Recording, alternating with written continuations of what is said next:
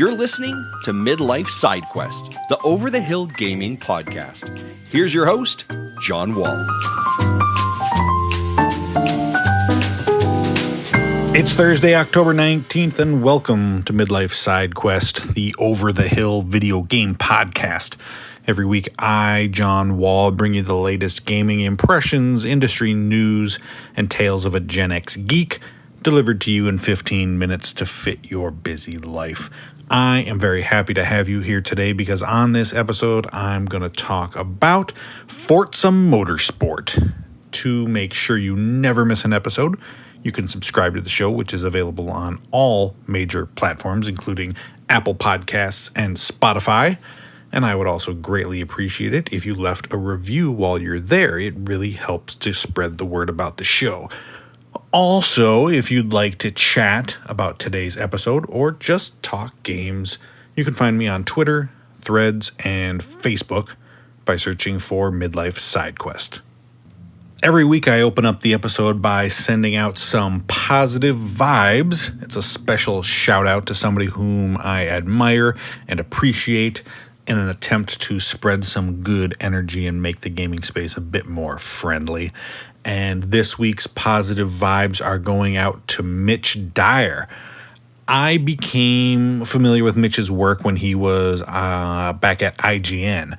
Back then, he always came across as someone with smart and thoughtful opinions on gaming, and in an industry that can sometimes be a bit inflammatory or provocative just for the sake of getting clicks. I appreciated his intelligent takes.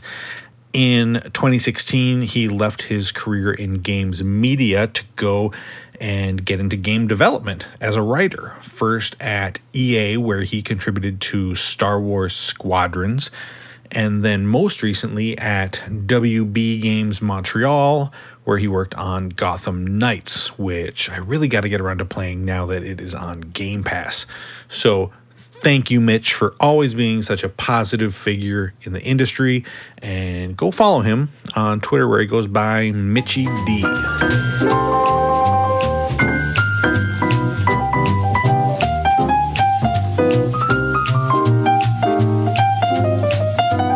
I've always been a big fan of racing games, going all the way back to Night Driver on the Atari 2600. My preferences, though, lean heavily towards arcade-style racers. Games like Crazy Taxi, Rush 2049, Burnout Paradise, Split Second, and, of course, what I consider to be the best racing series of all time, Forza Horizon. And that's probably because I've never been a gearhead. I don't get excited by cars, and I don't know the difference between a car's transmission and its alternator. I'm serious. I have no idea. So games like, the Gran Turismo and Project Cars just usually don't do a heck of a lot for me. I do appreciate all the work that goes into making a racing sim, though. And thanks to Xbox Game Pass, I can check out the brand new Forza Motorsport and dip my toes into the genre without having to shell out $70 for a game that I'm traditionally kind of bounced off of. After releasing a new game every other year since the original game back in 2005, developer Turn 10 took an extended break after 2017's Forza Motorsport 7 to step back and rethink their approach to the series that has become the premier sim racer in recent years.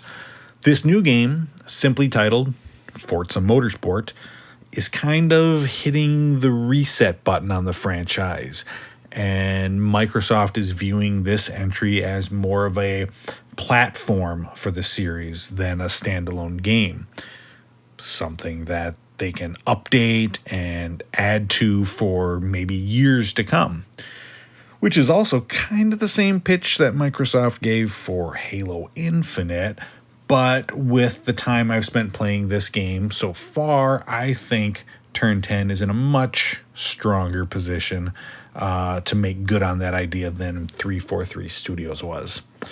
First things first, one of the first things people talk about with games like this are the visuals.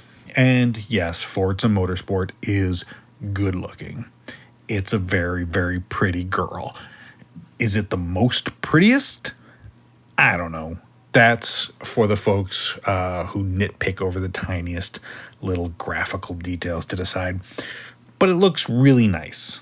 I will say I didn't have that OMG moment with the visuals like I did with previous entries in this series. I think when it comes to cars and realistic graphics, we've kind of plateaued a bit, you know.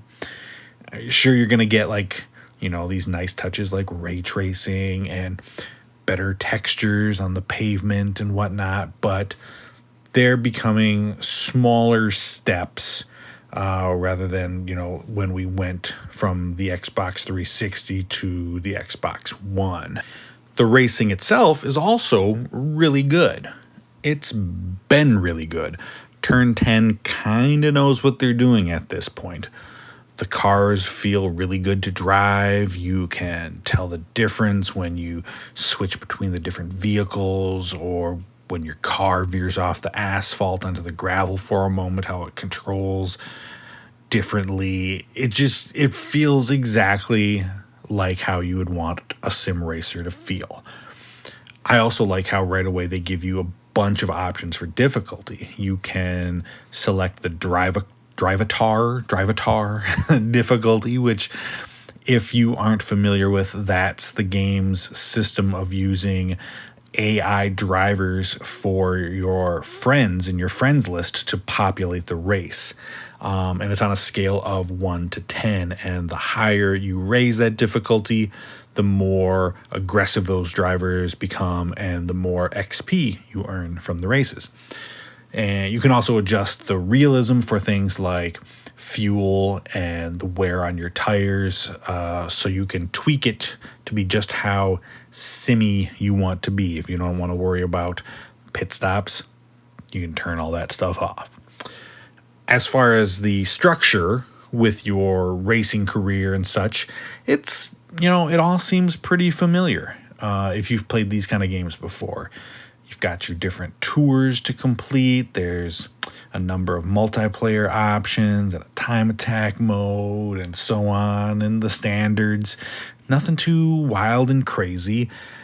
In fact, that's kind of how I feel about the entire presentation.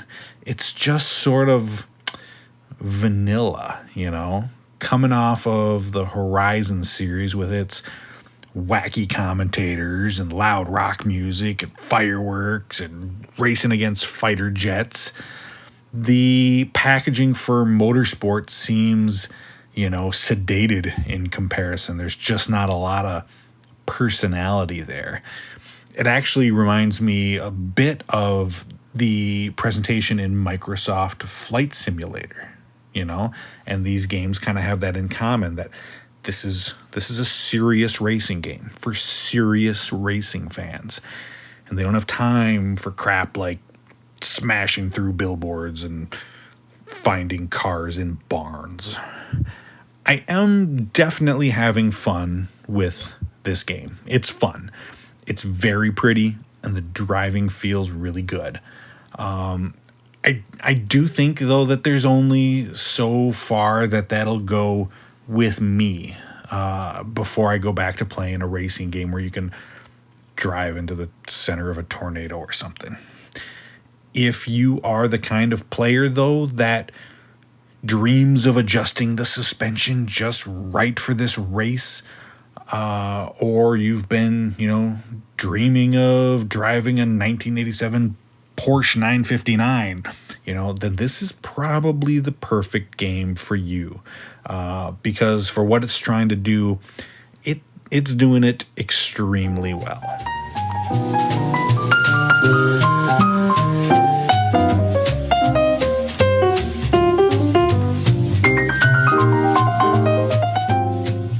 Some Some people say that the definition of crazy is doing the same thing over and over again and expecting different results.